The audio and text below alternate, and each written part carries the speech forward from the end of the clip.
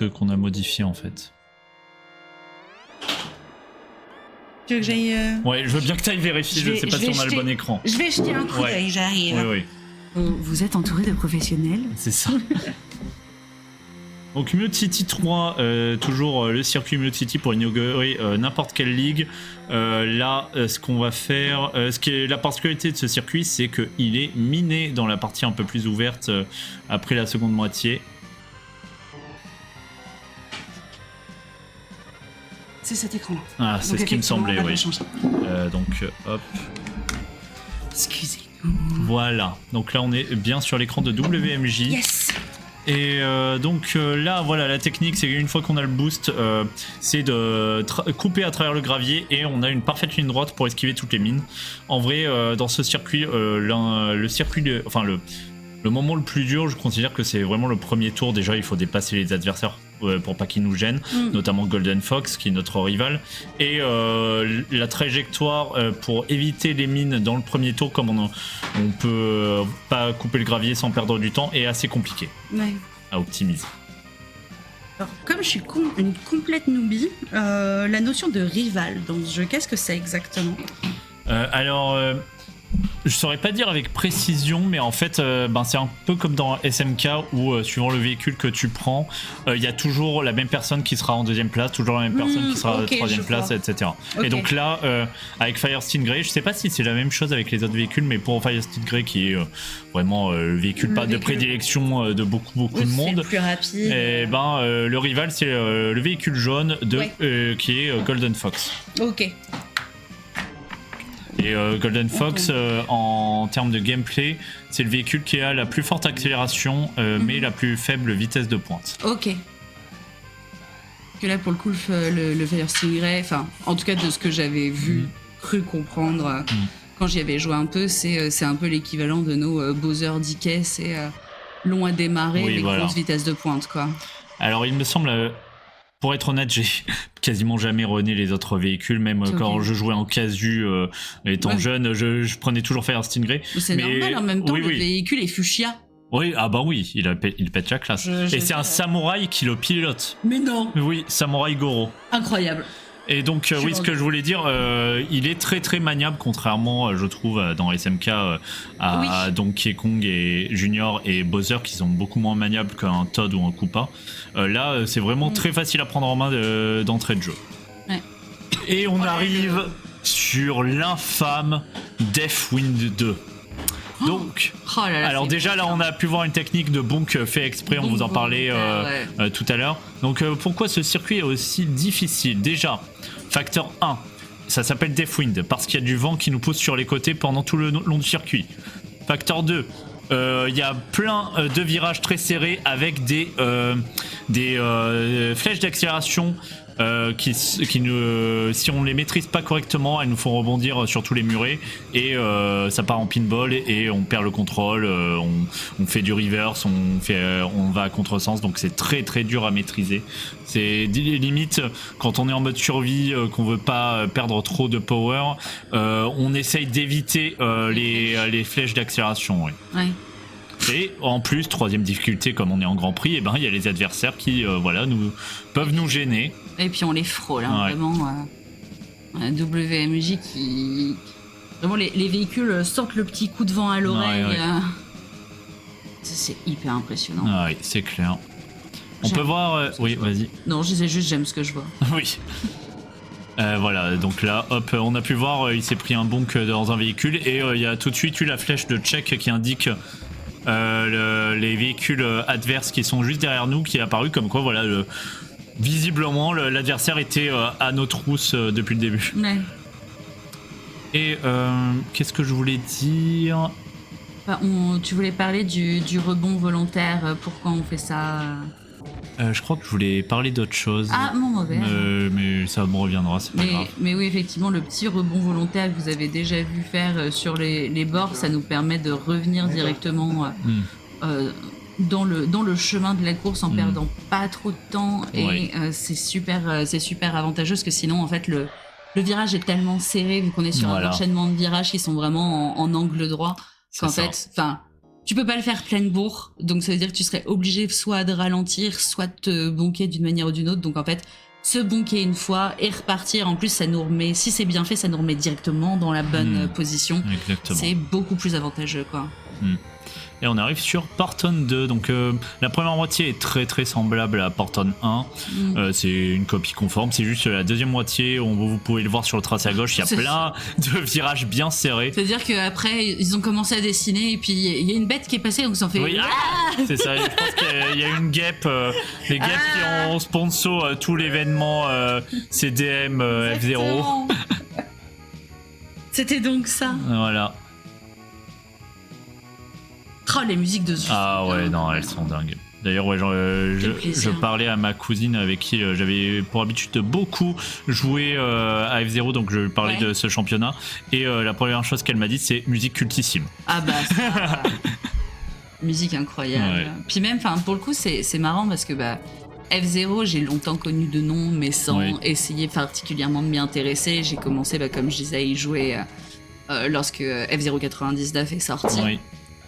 Et du coup, j'ai fait, oh là là, tous ces gens qui jouent à F0, tous ces noobs, je vais aller jouer à la vraie version, tu vois. Toxic gamer. Non, mais not in that way. Surtout que j'avais le Turbo Sum parce que ma Switch était entre vie et trépas à ce moment-là, donc en fait, je pouvais pas jouer. Donc je vais jouer à F0 à la place. Ouais. Et du coup, en fait, comme à l'origine, j'allais dire, entre guillemets, je viens de la commu SMK, parce que je joue à SMK littéralement depuis 3 ans, donc autant dire que je viens de nulle part vraiment, mis à part de chez moi. Et en fait, ça m'a tellement désarçonné la manière de jouer qui est très très différente en termes de maniabilité, de prise en main et tout. Pas du tout la même philosophie qu'un SMK, et en fait ça m'a complètement perturbée, et sur le coup j'ai pas aimé y jouer, mais par contre l'esthétique, le jeu est magnifique aussi, surtout que c'est un jeu qui est sorti en tout début de vie de la SNES. Ah oui, c'est vraiment une vitrine technique de la SNES. Ouais, et puis c'est prodigieux en fait, vraiment. Et visuellement, ça a une esthétique qui me parle énormément.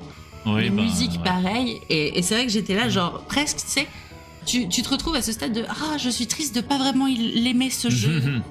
Et non mais c'est bon, là, j'y retouché tout à l'heure, c'était cool, j'en reviens, je vais avoir des problèmes avec Jarmou, mais t'inquiète, tu pourras être un cheap baby sur ce jeu. Petite erreur, un boost qui s'est mal passé pour WMJ, mais il conserve la première position au dernier tour. Ça par contre, le pire qui puisse arriver en Grand Prix, c'est faire une erreur au dernier tour, ce qui fait que l'adversaire nous rattrape direct et on peut pas le rattraper derrière, quoi. Voilà, quand je dis une erreur, si on regarde les temps des tours, ça lui a fait perdre 1 seconde. C'est énorme. À son niveau, oui. Gamer. Et deuxième version de Raid Canyon, ont toujours le bump en début de course sur les adversaires pour prendre de la vitesse. Raid Canyon 2, c'est pareil que Porton 2, la première moitié est identique à Raid Canyon 1, et c'est après que ça se complique un peu. C'est-à-dire que là, on a les tremplins, et là, cette fois-ci, on va avoir un big tremplin sur la gauche que WMJ va pas emprunter, il va préférer passer par les mines.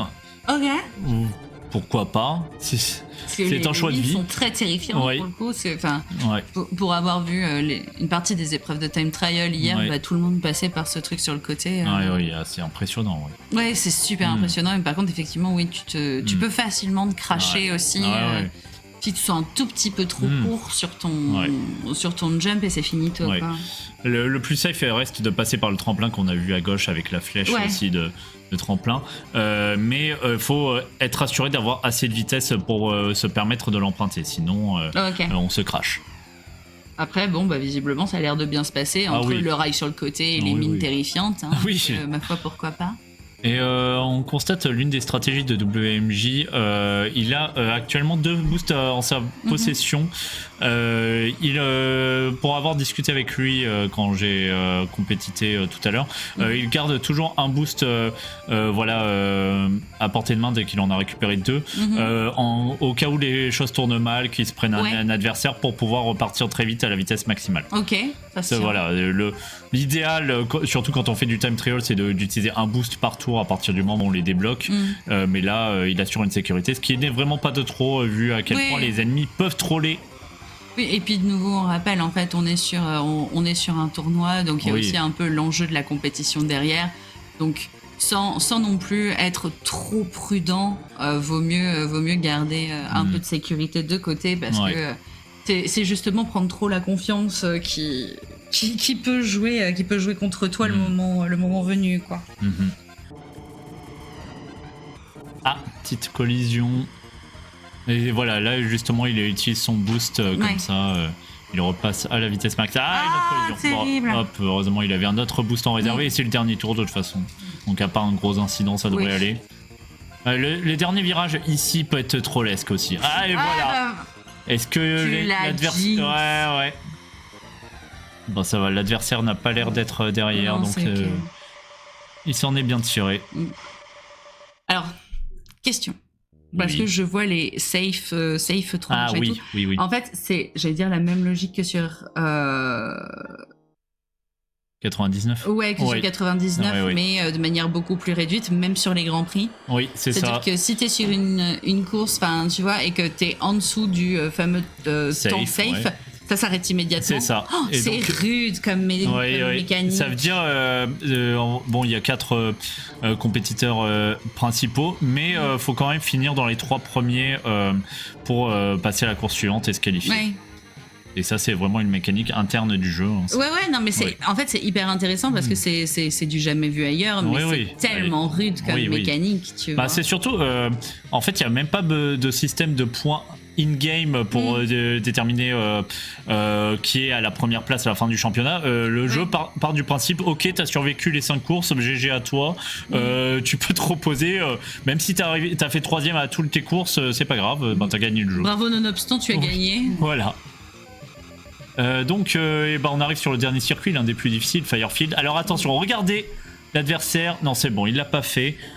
Parce que sur ce couloir de mine, franchement, 90% du temps, s'il y a un adversaire dans ce coin-là, il se prend une mine.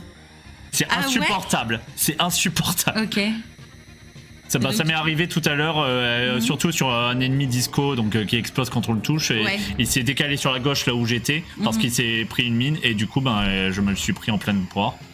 Ouais. Et donc ce circuit c'est un peu un best-of de toutes les mécaniques qu'on a pu voir. Et c'est le plus long circuit. Là, on est obligé de faire un détour pour passer à la zone de réparation et ça nous permet d'avoir accès à une flèche d'accélération. Donc on va l'emprunter jusqu'au dernier tour. Voilà, ce dont je parlais. C'est trop grave. Mais c'est trop grave, exactement. C'est du pur sadisme. Après, oui, tu vois aussi la difficulté de la track, ne serait-ce que par le tracé en fait. Le tracé, il est absurde. J'ai envie de ban un message, mais... On attend. Ah, je te laisse gérer. Je regarde. T'inquiète. Le circuit. Donc voilà, dans cette succession de virages, c'est là qu'on veut déclencher notre boost. On aura l'occasion de le revoir encore une fois, je pense. Et donc je rappelle, le principe des flèches d'accélération, c'est que contrairement au boost qui donne une accélération continue pendant un certain temps, la flèche d'accélération, si on se prend un coup, on perd tout le gain de vitesse qu'on a eu. Il faut vraiment éviter tous les obstacles quand on a franchi une flèche d'accélération. Donc voilà, là, 2 virages très serrés qui nous font perdre de la vitesse et tout de suite après, on enclenche le boost manuel et faut faire attention, voilà, un bon que volontaire pour rester. Merci Bloopeux d'avoir conservé le chat dans un espace agréable. Et un conseil... Ah voilà, là on a perdu tout le gain de vitesse, c'est affreux. C'est trop grave. Et c'est la RNG des véhicules adverses. Et oui, un conseil si jamais vous voulez vous mettre au speedrun ou à avoir des temps sur ce jeu, ne déclenchez pas le boost forcément au même moment que les recordman et recordwoman du monde parce que des fois c'est extrêmement risqué. Déclenchez le boost dans un premier temps dans des zones que vous maîtrisez qui sont safe. Et ça vous les lignes droites pour aller encore. Par exemple, pas ici de premier abord. Ça ressemble à une idée de con, effectivement. Ah, il va peut-être se faire attraper. Alors là, comme on est au dernier tour, il va pas emprunter le détour pour avoir la flèche d'accélération. On n'a pas besoin. Première place, hein. Oui, voilà. Ouais, oui, parce que c'était vraiment juste derrière. Ouais. Franchement, il a eu chaud. Mais ça reste. Alors du coup, on nous demande qui est top 6. Alors du côté du top 6, nous avions du coup WMJ, Pied, Casmo, Michi, Titou et Magomarashi. Mais nous avons déjà du coup perdu Magomarashi puisque nous avons entamé les finales et nous étions avant sur la Queen's League et là on est sur la Kings League qui est en train de se terminer. Donc là on va malheureusement l'une de nos compétitrices va également nous quitter et on va arriver sur un top 4 ma foi. Alors là, on est sur l'écran de Pi 999 qui a l'air de n'avoir perdu aucune vie et qui est toujours en première position sur l'un des circuits les plus durs du jeu, donc GG à lui. Est-ce qu'on peut dire qu'il est un peu en pole position? J'ai pas la ref. Merde. Désolé. Je peux pas te soutenir. Et là, Pied s'est fait doubler, mais heureusement, il y a la flèche d'accélération et il va pouvoir très vite les rattraper. Ouais. Et une subtilité par rapport à SMK, si jamais vous connaissez... waouh, il y a tellement de mines qui ont explosé. Ouais. Si jamais vous connaissez un peu SMK, où il y a aussi une mécanique de flèche d'accélération, dans SMK, les flèches d'accélération ne peuvent pas être utilisées par les adversaires. Dans F0, c'est le cas. Les adversaires peuvent les utiliser. Oui. C'est trop grave. Ouais. Mais quand on est avec Fire Stingray, notre vitesse de pointe en flèche d'accélération est très supérieure à celle des adversaires, donc on peut facilement les rattraper. Ouais. Aïe, il est en power down. Et donc là, il faut qu'il soit au-dessus de la 5e position. Et donc là, comme il est en power down, sa vitesse max va être capée. Alors je sais plus exactement. Là, on peut le voir. Voilà. Et là, en plus, il y a la barre aimantée qui le gêne. Oh là. Ça va être tendu. Il passe pas par la zone de réparation. Par la zone. Ouh là là, ça va être très tendu. J'ai peur. Il déclenche son boost ici dans la ligne droite, c'est le plus safe, oui. Et là, ça va être l'enjeu, ça va être de survivre pour ne surtout pas perdre une vie. Parce que ça peut potentiellement l'éliminer, je sais pas où sont les autres compétiteurs. Je sais pas non plus. Donc voilà, et là, même si on ralentit, il y a toujours les CPU qui veulent nous tamponner, donc... oh là là, voilà. C'est si tendu, je suis au bout. Et là, voilà, là on est bloqué à 260 km/h, on peut pas aller plus vite. C'est quasiment, c'est la moitié de la... Non mais là, il a fait exprès parce qu'il ne pouvait pas rattraper la 3e place. Ouais. Donc autant en finir. Oh là là. Donc une vie en moins, mais Firefield est extrêmement difficile. Même en casu, on n'est pas sûr de survivre. La King League en général, franchement, entre Deathwind 2 et Firefield, les deux circuits se tirent à la bourre pour être les circuits le plus infâmes du jeu. Ouais. Je pense que Pi a été éliminé. Peut-être que c'est la seule personne à être crashée. À avoir crash. Ouais.